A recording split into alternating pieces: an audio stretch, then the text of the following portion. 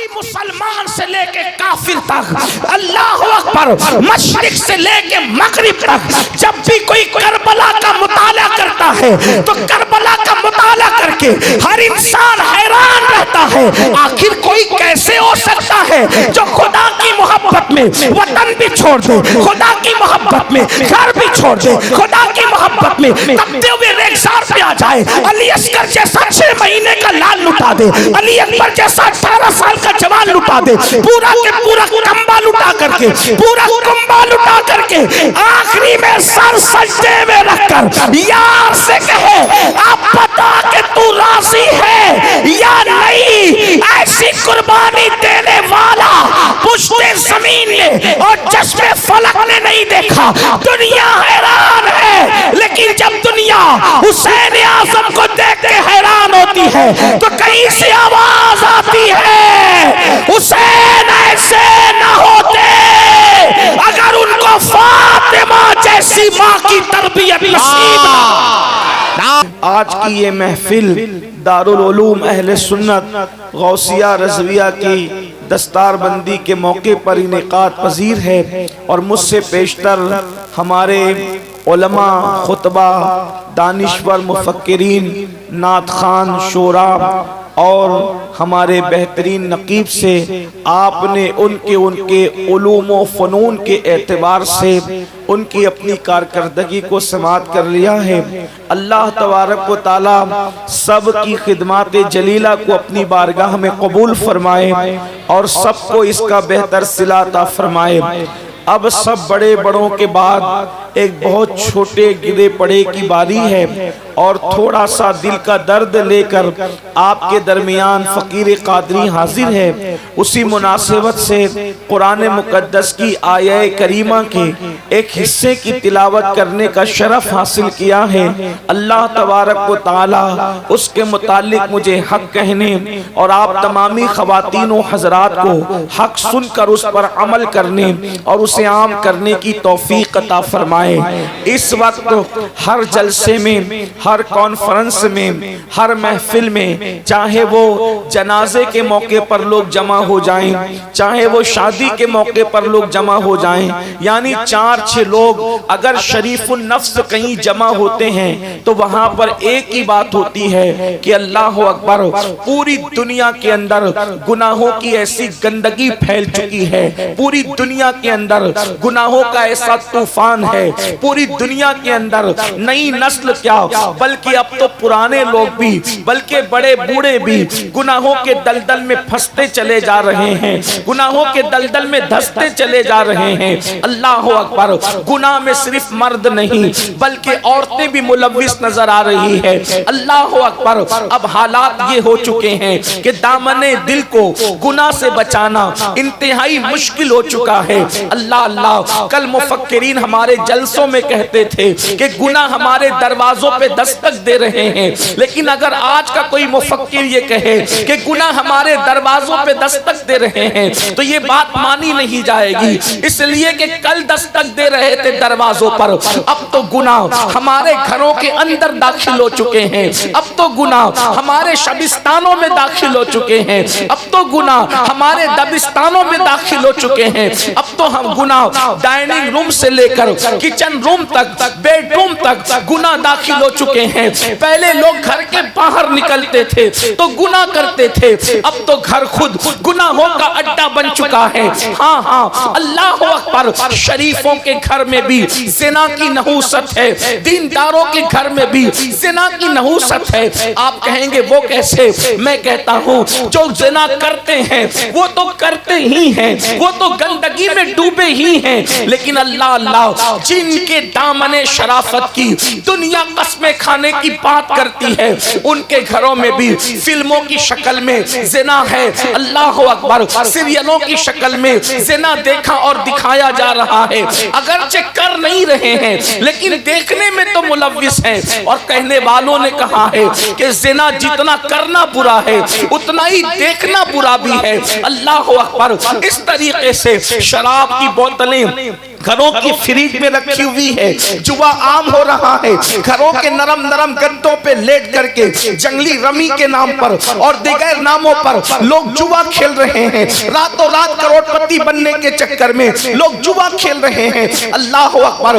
गोया के कयामत की जिन निशानियों का तस्करा अल्लाह के हबीब गैब दा नबी सल्लल्लाहु अलैहि वसल्लम ने फरमाया था, आज वो सब कुछ हम अपनी निगाहों से देख रहे हैं। मिसाल के तौर पर फरमाया था, औरतें कपड़े पहनकर भी नंगी रहेगी। देखने वाले देख सकते हैं, मुशाहिदा करने वाले कर सकते हैं। जिस वक्त मेरे आका ने फरमाया औरतें कपड़े पहनकर नंगी रहेगी, सहाबा को हैरत हुई थी, या रसूल अल्लाह, हमारे माँ बाप पे कुर्बान, कोई कपड़े पहनकर नंगा कैसे रह सकता है? तो मेरे आका ने सलात व तस्लीम ने फरमाया था, कपड़े इतने बारीक, पतले पतले, तंग और चुस्त पहने जाएंगे कि अल्लाह अकबर, कपड़े पहनने के बाद भी बदन नजर आएगा। अल्लाह अल्लाह। आप देखें, अल्लाह अकबर, आज कौम की बेटी जब दुकान पर कपड़ा खरीदने जाती है तो ये कहती है, फला अदाकारा ने फला सीरियल के अंदर जो कपड़े पहने थे, जरा वो कपड़े निकाल करके दिखाओ। अल्लाह अकबर। कौम की बेटियों को सैयदा फातिमा के लिबास से दिलचस्पी न रही, बल्कि कौम की बेटियों को अब सीरियल की अदाकारा के लिबास से दिलचस्पी है। अल्लाह अकबर। फरमाया था मेरे आका सल्लल्लाहु अलैहि वसल्लम ने कि अल्लाह अकबर, घर घर ज़िनाकारी आम हो जाएगी, घर घर म्यूजिक आम हो जाएगी, घर घर से गाने और गजलों की आवाज आएगी। मेरे आका ने सलात व तस्लीम ने फरमाया मस्जिदें वीरान होगी। मेरे आका ने सलात व तस्लीम ने फरमाया कुरान को मुज़य्यन किया जाएगा, लेकिन दीन का सिर्फ नाम रह जाएगा। मेरे आका ने सलात व तस्लीम ने फरमाया, इसी मजमे में आप देख सकते हैं क़यामत की निशानियों में से एक निशानी, अल्लाह के रसूल अलैहिस्सलाम ने फरमाया, लोग दीन सुनने के लिए जमा होंगे, लेकिन लोग दीन पर अमल करने के लिए जमा नहीं होंगे। आप देख ले, लोग हजारों की तादाद में जलसे में आते हैं, हम खुश होते हैं हजारों आ गए। याद रखना, ये सर सियासी जलसों में गिने जाते हैं, मजहबी जलसों में सर नहीं बल्कि दिल देखे जाते हैं। वल्लाह हमारे कलेजे उस वक्त तक ठंडे नहीं होंगे जब तक ये मजमा जो जलसा सुनने आता है, जब ये फजर की नमाज में यही मजमा हमारी मस्जिदों में जब तक नजर रहा है, उस वक्त तक हमारे कलेजे ठंडे नहीं होंगे।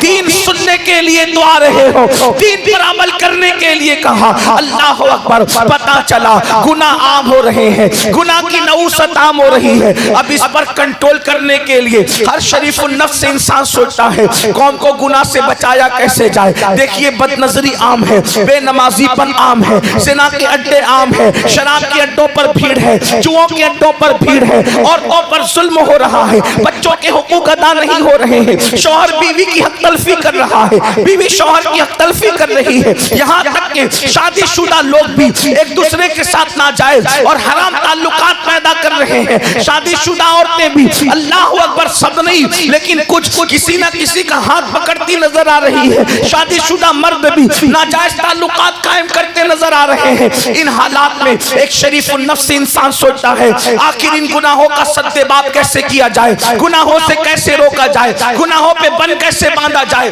तो याद रखना, जल्दी जल्दी अपनी गुफ्तगू की तरफ आना चाहता हूँ, असल उन्वान की तरफ आना चाहता हूँ। तो कहने वाला कहता है कि अल्लाह अकबर, इंसान को गुनाह से रोकने के लिए एक ही चीज है और उसी एक चीज के जरिए से इंसान को गुनाह से रोका जा सकता है। वो ये है कि इंसान के दिल में अल्लाह का डर पैदा कर दिया जाए, अल्लाह का खौफ पैदा कर दिया जाए, अल्लाह की खशियत पैदा कर दी जाए। याद रखना, खुदा का खौफ वो है कि अल्लाह अकबर, वो कौम जिसने माँ की गोद में शराब पीना सीखा था, जब आमिना के लाल ने उस दिल के अंदर अल्लाह की खशियत पैदा की तो वो शराब के मटके तोड़ते नजर आए थे। अल्लाह अकबर। वो माहौल जिसमें जानवरों के साथ जिना किया जाता था, वो माहौल जिसमें बेटियों को जिंदा दफन किया जाता था, वो माहौल, अल्लाह अकबर, जिसमें माँ की हुर्मत को पामाल किया जाता था, जब उस माहौल के अंदर खुदा की खशियत और अल्लाह का खौफ पैदा किया गया तो उस हालात में ऐसे इनकलाब पैदा हुआ, ऐसा इनकलाब आया कि जो न थे खुद राह पर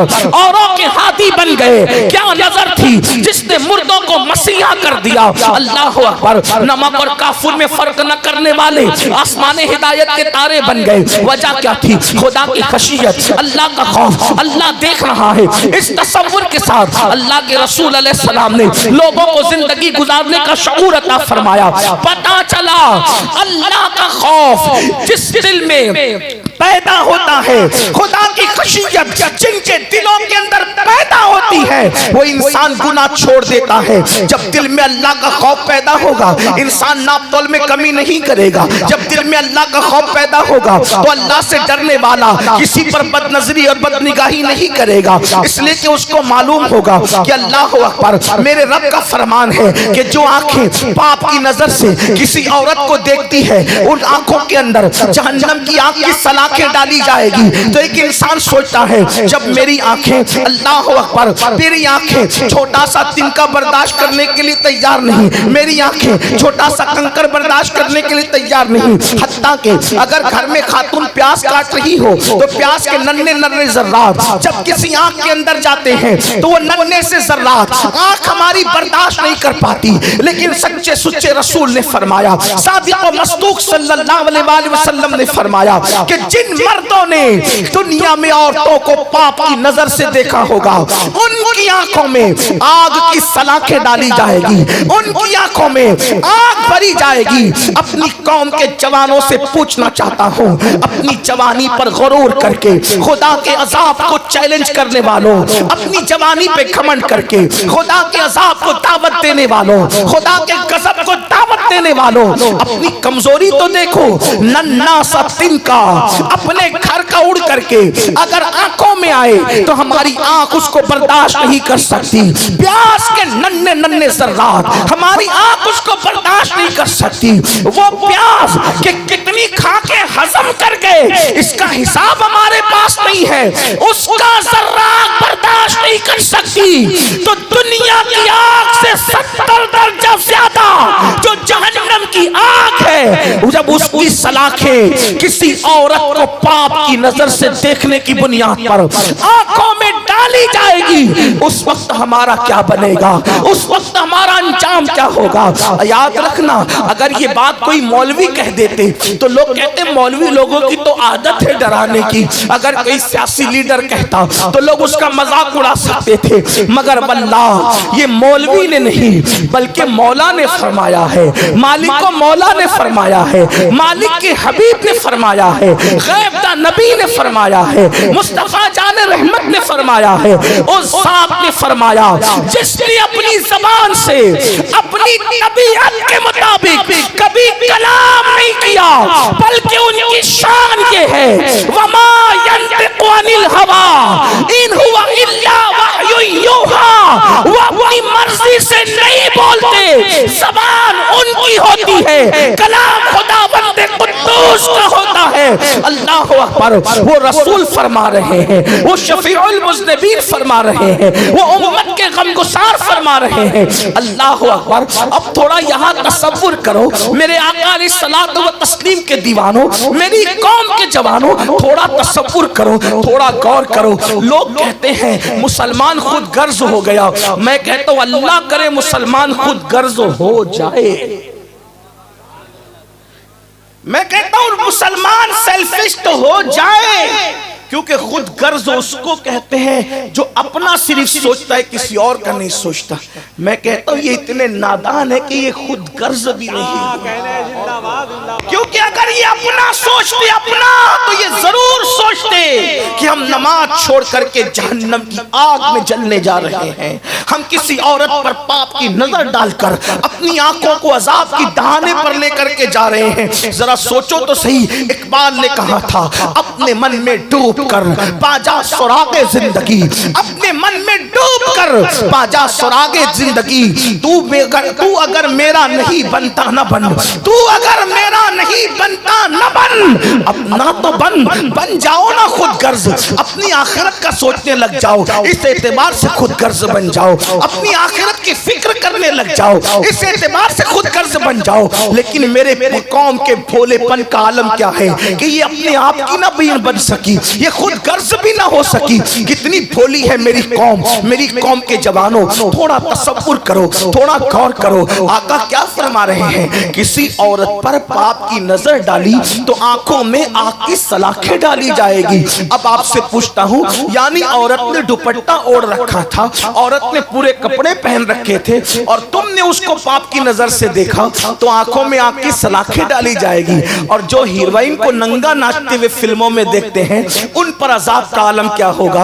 अल्लाह अकबर। जो हीरो और हीरोइन का जिना देखते हैं, अल्लाह अकबर। आज सबसे ज्यादा सुपर हिट फिल्म वो होती है, अल्लाह अल्लाह, जिसके अंदर गंदे मनाजिर जितने ज्यादा होते हैं। पूछना चाहता हूँ, आए आशिकाने रसूल, अभी यहाँ अगर कोई मुकर्रिर कह दे कब्र में रसूलुल्लाह का दीदार होगा, मैदान महशर में रसूलुल्लाह का दीदार होगा, तो पूरी मजलिस नारों से गूंज जाएगी। लेकिन एक सवाल करता हूँ, क्या हिम्मत लाए हो आप दुनिया के अंदर, जिन आंखों से जिना के मनाजिर देख रहे हो, जिन आंखों से रात के 3-3 बजे तक गद्दों पर लेटकर, नरम नरम गद्दों पे लेटकर हीरो हीरोइन का जिना देख रहे हो, उन्हीं आंखों से रसूलुल्लाह को देखोगे, उन्हीं आंखों से आका का दीदार करोगे। और कैसे करोगे?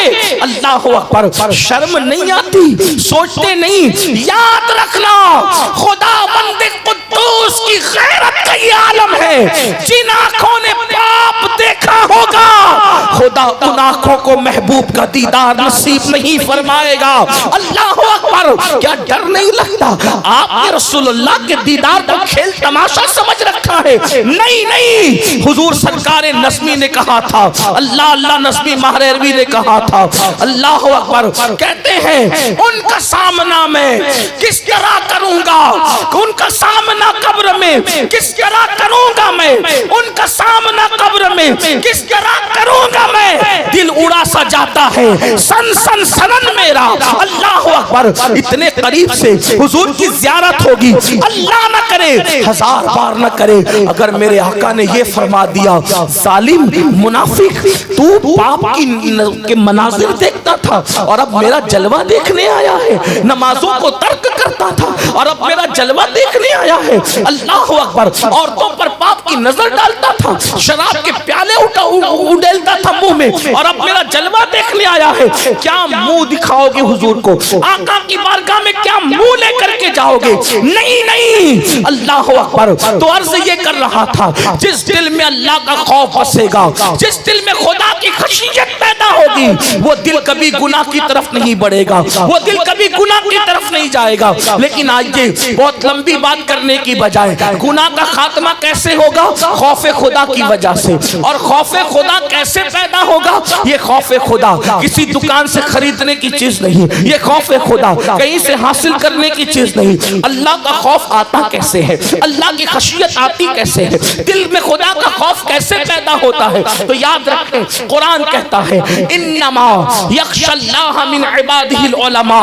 आगाह हो जाओ, बेशक अल्लाह के बंदों में जो अल्लाह से डरने वाले हैं वो सिर्फ इल्म वाले लोग हैं। मतलब ये है, अब दिल में अल्लाह का डर पैदा करना है, दिल में अल्लाह का खौफ पैदा करना है, दिल में अल्लाह की खशियत पैदा करनी है। तो खुदा की खशियत कैसे पैदा होगी? इल्म दीन की बरकत से। इल्म हासिल करोगे तो अल्लाह का डर पैदा होगा, अल्लाह की खशियत पैदा होगी। और याद रखना, जिसके दिल में अल्लाह का डर नहीं, वो पढ़ा लिखा तो हो सकता है मगर आलिम नहीं हो सकता। आलिम सच्चा वो है, बड़े मदरसे की डिग्री आलिम नहीं बनाती, बल्कि अल्लाह का डर आलिम बनाता है। देखो, पढ़े लिखे में और आलिम में फर्क बताऊं, हर पढ़ा लिखा आलिम नहीं होता, मगर हर आलिम पढ़ा लिखा होता है। अशरफ अली के पास इल्म था, पढ़ा लिखा था, मगर अल्लाह का खौफ नहीं था, तो नबी की गुस्ताखी कर गया।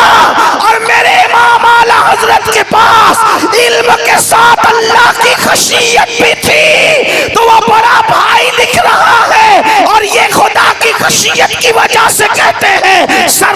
कहूँ कि मालिक को मौला कहूँ तुझे, बागे खलील का गुले ज़ेबा कहूँ तुझे, हिरमा नसीब हो तुझे उम्मीद के कहूँ, जाने मुराद काने तमन्ना कहूँ तुझे। ये आप कहेंगे खुदा की खशियत की क्या बात है? मैं कहता हूँ खुदा खुद फरमाता है वमन युअज़्ज़िम शाइर अल्लाह फ़इन्नहा मिन तक़वल क़ुलूब, जो अल्लाह की निशानियों की ताज़ीम करते हैं वो दिलों की खशियत की वजह से करते हैं। तो हुजूर से बढ़ करके अल्लाह की कोई निशानी हो नहीं सकती। सबसे बड़ी खुदा की निशानी मुस्तफा जाने रहमत की जात है। तो जितना नबी का अदब करेगा वो उतना ज्यादा अल्लाह से डरने वाला होगा। इसलिए याद रखना खुदा की खशियत के लिए इल्म की जरूरत है, इल्म होना लाजमी है। मेरे आका सल्लल्लाहु अलैहि वसल्लम के प्यारे दीवानों, तो खुदा का खौफ आता है इल्म की वजह से। आज हमारी कौम इल्म से कोसों दूर है। अल्लाह अकबर।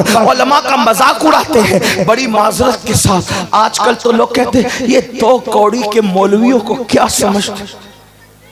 अल्लाह अकबर। जवाब दें, जवाब दें। अल्लाह अकबर। जिंदाबाद, जिंदाबाद। आजकल कुछ लोग कहते हैं ये दो कौड़ी के मौलवियों को क्या समझता है।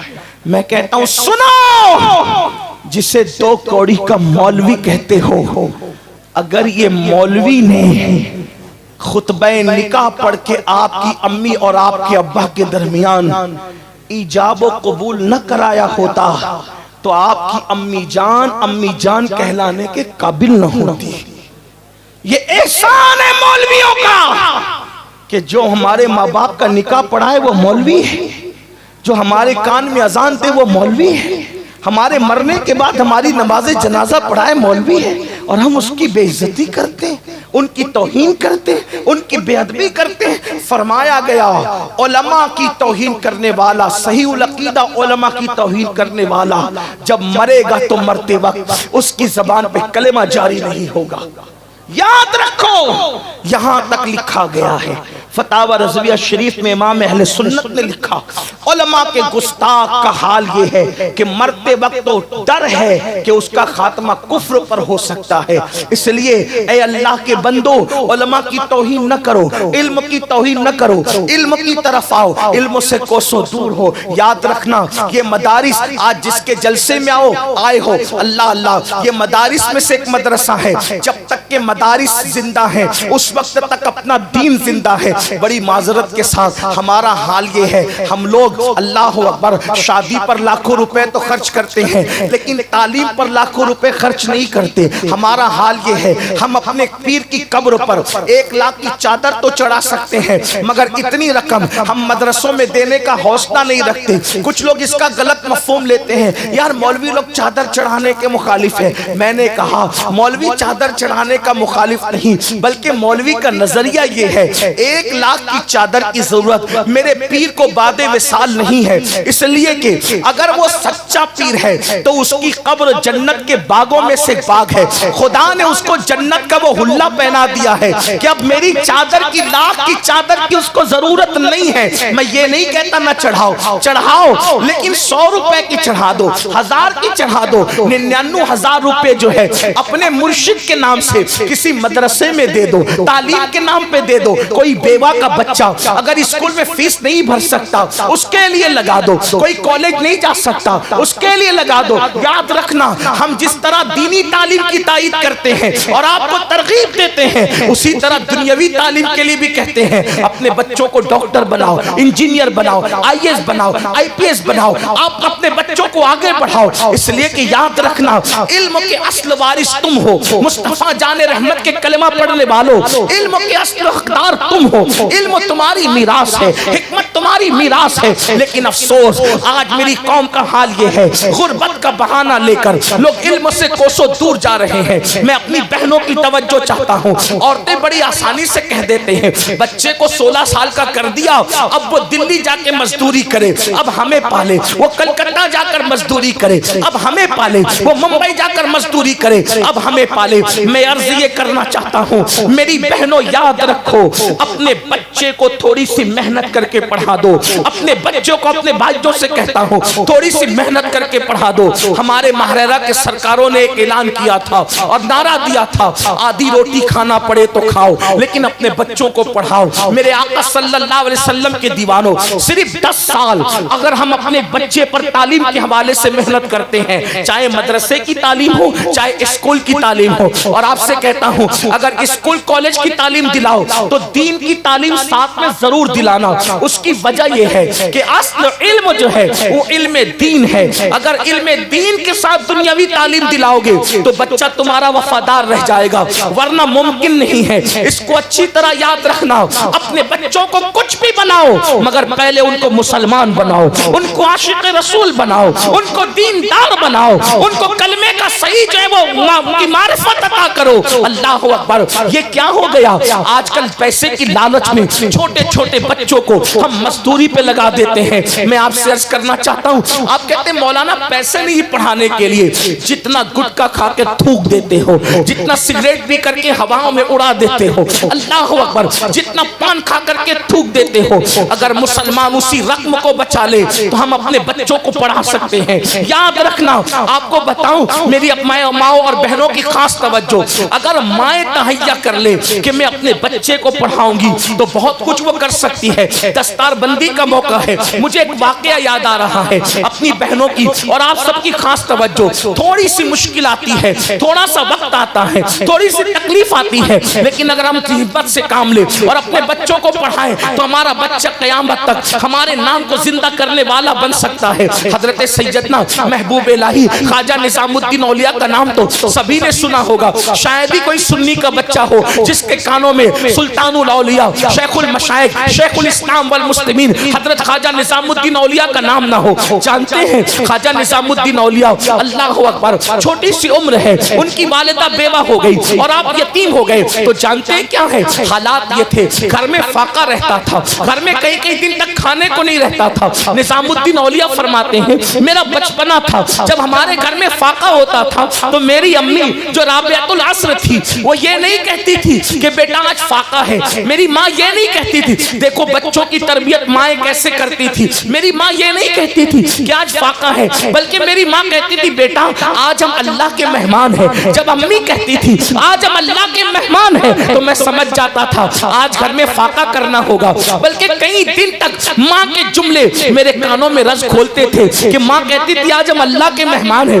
मतलब फाका करना है, आज हम अल्लाह के मेहमान हैं, आज फाका करना है। फरमाते हैं कई दिन तक जब मुसलसल घर में खाना पकता तो मैं अम्मी से कहता अम्मी अब तुम कब कहोगी कि आज हम अल्लाह के मेहमान हैं, इसलिए कि मुझे खा करके वो सुकून नहीं मिलता जो ये जुमला सुन करके सुकून मिलता है कि आज हम अल्लाह के मेहमान हैं। जानते हैं अल्लाह अकबर, जब कदूरी तक के हजरत महबूब इलाही को उनके उस्ताद ने पढ़ा दिया तो उस दौर के हिसाब से उस्ताद ने कहा बेटा अब तुम्हें तुम्हारी दस्तार करनी होगी, तुम्हारी दस्तार करनी होगी, इसलिए कि मैं तुम्हें जितना पढ़ा सकता था पढ़ा चुका, अब तुम्हारी दस्तार करनी होगी। उस्ताद से पूछा उस्ताद ये दस्तार का प्रोग्राम कैसे होगा? तो कहा तुम्हें अमामा लाना पड़ेगा और जो उलमा मशाइख आएंगे उनकी तुम्हें दावत करनी पड़ेगी। घर गए और जाके कहा अम्मी उस्ताद कहते हैं कि दस्तार बंदी के मौके पर उलमा मशाइख की दावत होगी और उनके हाथों से दस्तार बांधी जाएगी। तो माँ ने कहा कब होगी दस्तार? अम्मी फला दिन होगी। तो कहा तुम्हारे उस्ताद से मोहलत ले लो बेटा,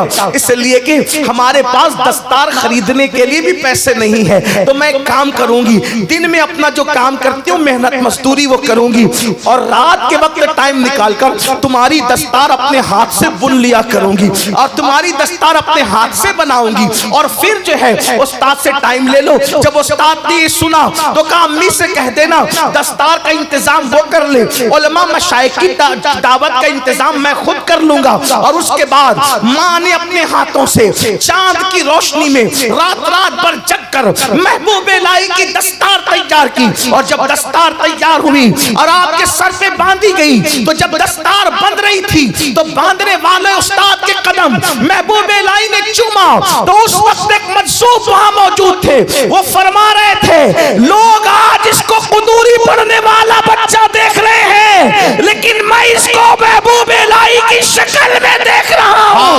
आप अंदाजा फरमाए माओ की मेहनत बच्चों को कितना आगे बढ़ाती है। मगर अफसोस आज की माएँ तो सिर्फ मेकअप में मसरूफ है, आज की माएँ तो अच्छे लिबास की शौकीन है, आज की माएँ तो ज़ेवरात की शौकीन है। ऐ खातून जन्नत की कनीज़ो, याद रखो माओ को सीरियल की अदाकारा की नकल करने से नस्लें नहीं सोरेगी। खुदा की सत की कसम, आज भी मुसलमान से लेके काफिर तक, अल्लाह अकबर, मशरिक से लेके मगरिब तक, जब भी कोई करबला का मुताला करता है तो करबला का मुताला करके हर इंसान हैरान रहता है, आखिर कोई कैसे हो सकता है जो खुदा की मोहब्बत में वतन भी छोड़ दे, खुदा की मोहब्बत में घर भी छोड़ दे, खुदा की मोहब्बत में तपते हुए रेगिस्तान पे आ जाए। अली असगर जैसा 6 महीने का लाल लुटा दे, अली अकबर जैसा 18 साल का जवान लुटा दे, पूरा के पूरा कंबा लुटा करके,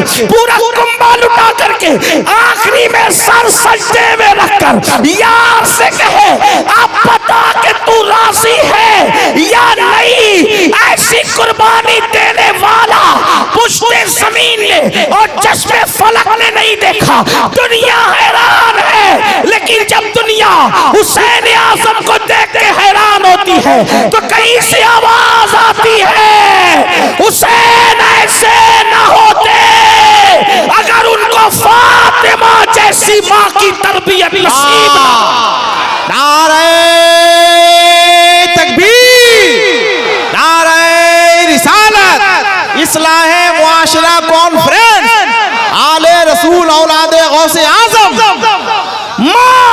माँ किसी को हुसैन बनाती है शहीद करबला, माँ किसी को गौसे आजम बनाती है, माँ किसी को गरीब नवाज बनाती है, माँ किसी को महबूब इलाही बनाती है, माँ किसी को फरीदुद्दीन गंडे शक्कर बनाती है। ये माओ का किरदार है। माँ किसी को सुल्तानुल आरिफीन बायजीद बुस्तामी बनाती है। आपसे पूछना चाहता हूँ, ये माओ का किरदार है। अल्लाह अल्लाह, किसी कहने वाले ने कहा था आज भी हो सकता है ईसा सा बेटा पैदा, लेकिन मैं इसमें थोड़ी तरमीम करता हूँ। हम नबी की मिसलियत के कायल नहीं है, इसलिए कहता हूँ आज भी हो सकता है ईसा का परतो पैदा, आज भी हो सकता है ईसा का परतो पैदा। माँ की गोद ही मिलती नहीं मरियम की तरह। अगर आज भी माँ की गोद मिस्ले मरियम हो जाए तो लोग ईसा तो नहीं बल्कि परतवे ईसा बनकर पैदा होंगे। आज भी माँ की गोद अगर सज्जदा फातिमा का किरदार ले ले, फातिमा तो ज़हरा का कैरेक्टर ले ले, इंशाअल्लाह लोग गुलामे हुसैन बनकर जरूर पैदा होंगे। तो अर्ज ये कर रहा था, इल्म की वजह से खौफे खुदा पैदा होता है, और जब खौफे खुदा होगा तो इंशाअल्लाह गुनाहों से छुटकारा मिलेगा। इल्म को आम करना होगा, इल्म को आगे बढ़ाना होगा, जिहालत की वादियों से निकलना होगा। अगर दुनिया की दूसरी कौमों के सामने कंधे से कंधा लगा के खड़ा होना है, इल्म को आम करना होगा, इल्म के रास्ते पर चलना होगा। याद रखो, हजारों साल के तस्बीह करने वाले, हजारों साल के सजदा करने वाले फरिश्ते अगर किसी आदम के सामने झुके हैं तो सिर्फ इल्म की बुनियाद पर झुके हैं, वरना आदम अलैहिस्सलाम ने तो उस वक्त तक एक मर्तबा भी सजदा नहीं किया था। जिसने खुद एक बार भी सजदा न किया हो, अगर वो मसजूद बन रहा है मलाइका का, तो वजह क्या है? कुरान कहता है वअल्लमा आदम अलअस्मा कुल्लहा सुम्मा अरदहुम अल मलाइका फक़ाल अंबिऊनी बिअस्माइ हाउलाई इन कुंतुम सादिकीन। अल्लाहु अकबर। इल्म आदम के सामने फरिश्तों ने सर झुका करके ये बता दिया था, अगर कौमों को कदमों में झुकाना है तो उनसे ज्यादा आपको इल्म हासिल करना पड़ेगा। लेकिन अफसोस, अल्लाहु अकबर, वो कौम जो दुनिया को इल्म की खैरात देने आई थी, वो कौम जो दुनिया को ज़ेवर इल्म से आरास्ता करने आई थी, वो कौम जो दुनिया को इल्म अता करने आई थी, आज वो कौम इल्म से दूर होती जा रही है। याद रखें, जामिया अहले सुन्नत, गौसिया रज़विया, ये मदरसा और जितने अहले सुन्नत के मदारिस से आपके इलाके रास्ते में उनकी मदद करें, उनकी इमदाद करें, उनका ताउन करें। मैं अपनी गुफ्तगू को जल्दी जल्दी से समेट रहा हूँ, इसलिए कि मेरे बाद एक अजीम खतीब की खिताबत हुजूर अमीर सुन्नी दावत इस्लामी के हवाले से आपको समाअत करनी है। तो अर्ज ये कर रहा था, याद रखना इल्म होना जरूरी है, लेकिन फिर कहता हूँ साइंस सिखाओ, टेक्नोलॉजी सिखाओ, ज्योग्राफी सिखाओ, अलजेब्रा सिखाओ, हर इल्म सिखाओ, मगर पहले अपने बच्चे को मुसलमान बनाओ ताकि वो दीन सीखे। आज बड़ी माजरत के साथ जितने लोग मेरे भाई बैठे हैं, मैं किसी का हाथ नहीं उठाऊंगा, लेकिन आपसे कहना चाहता हूँ इनमें से कितने लोग हैं जिनको वुजू करना आता है, जिनको गुस्ल करना आता है। बड़ी माजरत के साथ 3-3, 4-4 बच्चों के पाप होने के बाद भी आज तक उनको गुस्ल करने का तरीका ना आया। मैं आपसे पूछता हूँ, जो पूरी जिंदगी गुस्ल न सीखा वो कैसा मुसलमान? जिसने पूरी जिंदगी वुजू न सीखा वो कैसा मुसलमान? जिसको कलेमा भी पढ़ना ना आता हो वो कैसा मुसलमान? मेरे अजीज, मेरे भाइयों, हमारे सरों पर मौत की तलवार लटक रही है और एक दिन वो आएगा, जल्द आएगा, और अल्लाह अकबर, उसमें कोई रुकावट नहीं बन सकता। वो मौत की लटकती हुई तलवार हमारे जिस्म से हमारी रूह के रिश्ते को खत्म कर देगी। रूह से जिस्म का रिश्ता टूट जाएगा, और जब रूह से जिस्म का रिश्ता टूट जाएगा तो ये दुनिया में हमेशा नहीं रहेंगे। इस दुनिया से कूच करना होगा, इस दुनिया से रुखसत लेनी होगी। अल्लाह अकबर, वहां क्या देखा जाएगा? कफन में फैक्ट्रियां नहीं ले जाओगे, कफन में दौलत नहीं ले जाओगे, कफन में माल नहीं ले जाओगे, कफन में हसब नसब नहीं ले जाओगे, खून के रिश्ते तो यहीं टूट जाएंगे। कफन में क्या जाएगा? अल्लाह अकबर, कुरान कहता है ला तंस नसीबका मिनद दुनिया, अपने नसीब का दुनिया से मत भूल, दुनिया से अपने नसीब का मत भूल। तू दुनिया से कुछ नहीं ले जाएगा, या तो तू कफन में अपना अच्छा अमल ले जाएगा या अपना बुरा अमल ले जाएगा। अल्लाह अकबर, इल्म हासिल नहीं करते इसलिए माँ बाप की हक की अदायगी नहीं करते, इल्म हासिल नहीं करते इसलिए बीवी का हुकूक के हुकूक नहीं जानते, इल्म हासिल नहीं करते इसलिए शराब में, जुए में और अलग अलग जराइम के अंदर मुब्तला है। आइए आपको बताऊं, अल्लाह अकबर, बहुत सारे गुनाहों के अंदर आज जो गुनाह शबाब पर है बहुत तेजी के साथ आगे बढ़ रहे हैं, और जो हमारी कौम के 16-16, 17-17 साल के लड़के जिन गुनाहों के अंदर मुब्तला है वो 3 हैं, और ये 3 गुनाह बहुत कसरत से आम हो रहे हैं। नंबर 1 नाजायज ताल्लुकात, अफेयर के हवाले से, नंबर 2 जुआ, और नंबर 3 शराब। ये तो इल्म की कमी है, लेकिन याद रखना इल्म की कमी कोई उज़्र नहीं है। मैंने आपको बता दिया। अल्लाह अकबर, आज शायद ही कोई लड़का ऐसा होगा या इल्ला माशाअल्लाह कोई बेटी ऐसी होगी, आप बुरा नहीं माने, सबकी बात नहीं करता, मैं चंद की बात करता हूँ, लेकिन हालात ये हैं जहाँ तक में अल्लाह पाक जरूरत है, खुदा करे मेरे दिल का दर्द वहां तक पहुंचे। कौम की बेटियां अल्लाह अल्लाह अजनबी लड़कों से बात करें, नौजवान लड़के अजनबी लड़कियों से बात करें, और फिर उसको गर्ल फ्रेंड का नाम कोई दे दे, कोई उसको जो है वो अल्लाह अकबर बॉयफ्रेंड का नाम दे दे। इस्लाम में इसका कोई तसव्वुर नहीं है। मेरे अजीज भाइयों, दीन सीखो तो दीन आपको बताएगा। चचा जाद भाई से, सगे चचा के बेटे से भी बालिग लड़की को पर्दा करना वैसे ही फर्ज है जैसे अजनबी मर्दों से पर्दा करना फर्ज है। जो मजहब चचा जाद भाई से पर्दा करने का हुक्म देता हो, जो मजहब मामूजाद भाई से पर्दा करने का हुक्म देता हो, जो मजहब फूफीजाद भाई से पर्दा करने का हुक्म देता हो, आखिर उस मजहब के मानने वाले कॉलेज के अंदर कैसे फ्रेंड बनाने लगे, स्कूलों के अंदर कैसे फ्रेंड बनाने लगे, और फेसबुक पे बैठ के कैसे फ्रेंड बनाने लगे। दुनिया मुझे चाहे जो नाम दे, मैं उसको गाली सुनने के लिए तैयार हूँ, लेकिन ये जरूर कहूंगा बेटियों के हाथ में तस्बीह और बेलन अच्छा लगता है, बेटियों के हाथ में स्मार्ट मोबाइल की कोई जरूरत नहीं है। अगर बच्चियां गालियां दे तो चाहे दे ले, लेकिन मैं अपनी कौम के जिम्मेदारों से गुजारिश करता हूँ, बेटी अगर 5 लाख के जेवर मांगे, बीवी अगर 5 लाख के जेवर मांगे, उसको 5 लाख का जेवर ला करके दे देना, 5 की बजाय 10 लाख का ला कर दे देना अगर अल्लाह ने हैसियत दी है, लेकिन 5000 का स्मार्ट मोबाइल ला करके मत देना। इसलिए कि आज घरों में बैठ करके जो नाजायज ताल्लुकात की वबा आम हो रही है, उसका सबसे बड़ा जरिया स्मार्टफोन है। बेटियों को स्मार्टफोन न दो, अगर बहुत ज्यादा जरूरत है तो सिर्फ फोन पर बात करने के लिए कोई हल्का फुल्का सा ऐसा हो जिसमें तस्वीरें ना हो, जिसमें इंटरनेट ना हो, इसमें आबरू बचाने का जरिया है।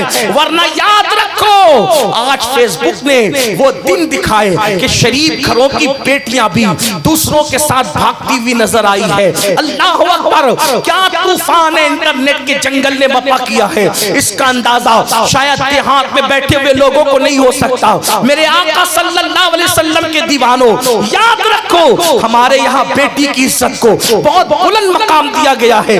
लोग कहते हैं मुसलमान बेटी की आजादी नहीं चाहता, हम कहते हैं बेटी की आजादी इसलिए चाहे तुम, भेड़िया ये कहे कि बकरी को तेरे खूंटे से खोल के आजाद कर दे ताकि मैं उछक लूं आजादी के नाम पे। सुन लो, बकरी की भी भलाई इसमें है और मालिक की भी भलाई इसमें है कि जिसको खूंटे पे रखना चाहिए उसको खूंटे में रखे, जिसको घर में रखना चाहिए उसको घर में रखे, और जिसको आजाद रखना चाहिए उसको आजाद रखे।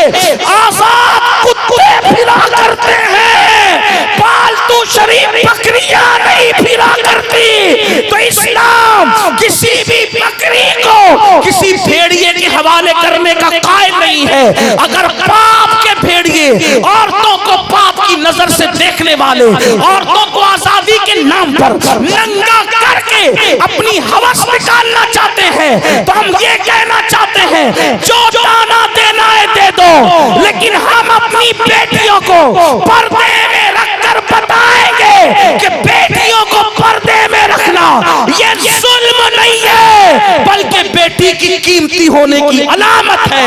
पर्दे में रखने का मतलब ये नहीं, पर्दे में रखने का मतलब ये नहीं कि जुल्म कर रहे हैं। हर पर्दे में रखी हुई चीज पे जुल्म नहीं होता। देखो, सब्जियां रोड पे बिकती है, लेकिन सोना रोड पे नहीं बिकता, बल्कि बड़े एहतिमाम से बिकता है। वजह क्या है? सब्जी सस्ती होती है, सोना कीमती होता है, हीरा उससे भी ज्यादा कीमती होता है। तो सुनार की दुकान पे हीरा नहीं मिलता, बल्कि उसके लिए और एहतिमाम होता है। तो याद रखो, हर कीमती चीज छुपा के रखी जाती है। मिसाल के तौर पे मैं अक्सर अपनी बहनों को समझाने के लिए कहता हूँ, देखो हमारे मजहब ने जिसको कीमती समझा उसको पर्दे में रखा, और पर्दे में देख के हम समझ जाते हैं कि ये कीमती है। मिसाल के तौर पे दुनिया में करोड़ों कब्रें मौजूद है, बोलो है कि नहीं है? करोड़ों कब्रें मौजूद है, एक तो नहीं। आपके झारखंड में करोड़ों कब्रें होगी, करोड़ों की बात कर रहा हूं, करोड़ों कब्रें होगी, ढूंढोगे तो अल्लाह अकबर। लेकिन देख लो, सारी कब्रें नंगी पड़ी हुई है, लेकिन जब हम किसी कब्र पर